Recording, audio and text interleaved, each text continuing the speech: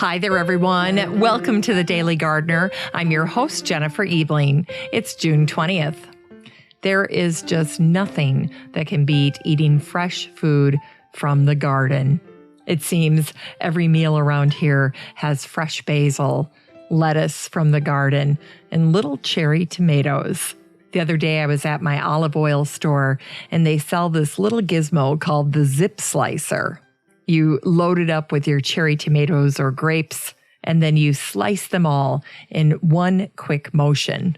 It's fantastic if you eat tomatoes and grapes a lot. Cuts down on the prep time. And I think around here we've been eating caprese salad about 3 times a week. So there you go. Check it out, the Zip Slicer. I'll put a link to it in the show notes. Here's today's brevities. It was on this day in 1757 that the botanist John Bartram wrote a letter to Philip Miller. Miller was the chief gardener at the Chelsea Physic Garden from 1722 until his death. He corresponded with botanists from all over the world, including John Bartram. And he'd even trained William Forsyth, after whom Forsythia is named. When Bartram wrote to Miller, he shared some of his personal preferences as a gardener. First, he shared his compulsion for variety in the garden. He said, 1 or 2 is enough for me of a sort. Later in the letter, he shared his dislike for plants that weren't hardy in Pennsylvania. He wrote to Miller saying, I don't greatly like tender plants that won't bear our severe winters, but perhaps annual plants that would perfect their seed with you without the help of a hotbed in the spring will do with us in the open ground. And it was on this day in 1803 that President Thomas Jefferson sent a formal letter to his private secretary and aide, Meriwether Lewis. Lewis was a captain in the 1st United States Infantry. Jefferson wrote him to request that he might lead an expedition up the Missouri River. Jefferson never mentioned botany in the letter, but he clearly was thinking about it, and Lewis knew that. And as he was preparing for his trip, Lewis connected with Benjamin Smith Barton. Barton had written the first American textbook on botany, and he gave Lewis a little crash course on the subject. It was on this day in 1861 that Sir Frederick Gowland Hopkins was born. In the 1700s, Dr. James Lind had made it known that eating limes would cure a sailor's scurvy. Hopkins' work called these substances accessory food factors. Today, we know them as vitamins. And it was on this day in 1892 that Benjamin Lincoln Robinson was appointed the curator of the Asa Gray Herbarium at Harvard. When Robinson took over, both the herbarium and the library were in dire straits. Robinson was instrumental in acquiring funds and expanding the growth of the herbarium and library.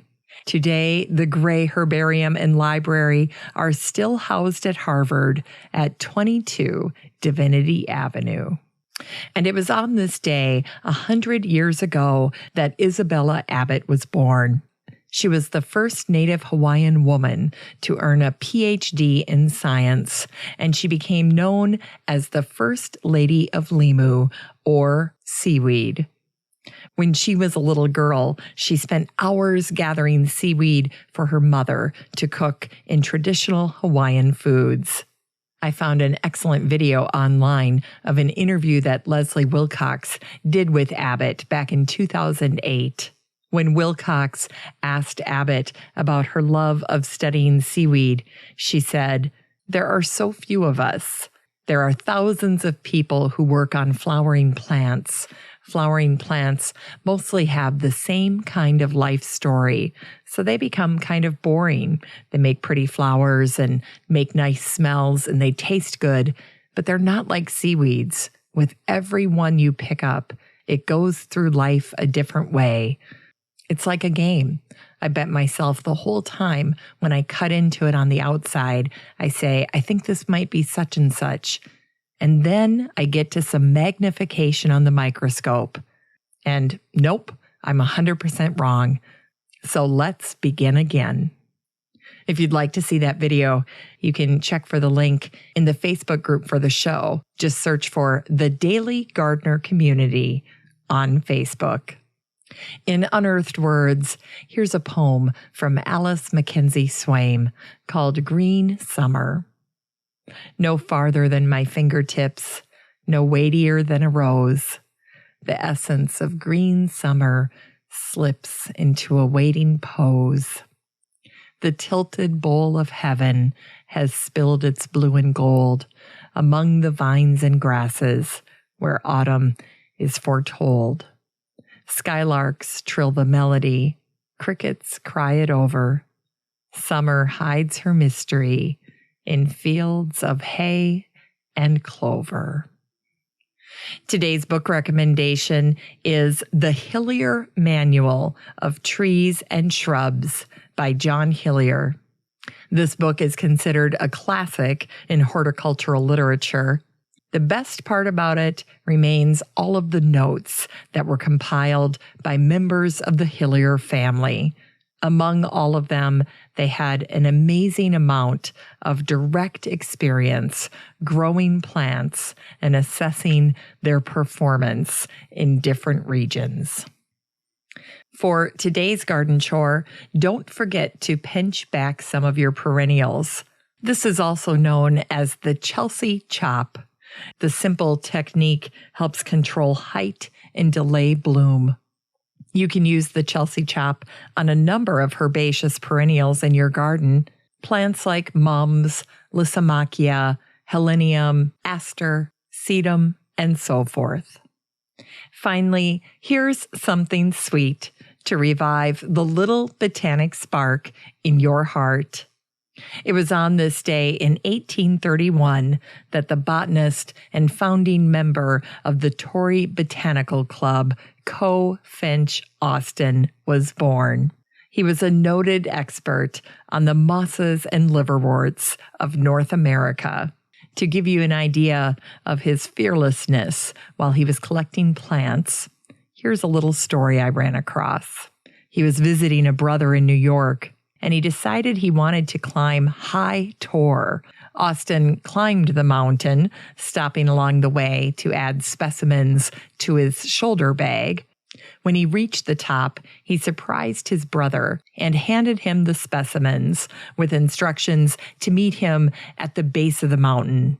His brother realized that this meant Austin was going to descend along the most dangerous face of the mountain. He tried to stop him, but Austin did not relent. His brother waited for him at the meeting place. After a while, and without a sound, his brother suddenly appeared. He came bearing specimens and had a huge smile on his face.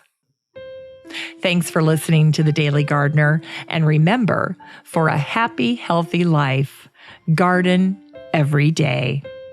The Daily Gardener is produced weekdays in lovely Maple Grove, Minnesota. You can find complete show notes over at thedailygardener.org. And be sure to share the show with your garden friends.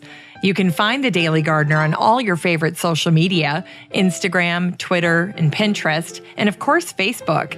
While you're over at Facebook, don't forget to join the Daily Gardener community. Just search for these 3 words, Daily Gardener Community. The group will pop right up and then request to join. Finally, I want to thank my team at Podfly Productions, where my fabulous editor is Eric Begay. Have a great day in the garden, and we'll see you tomorrow.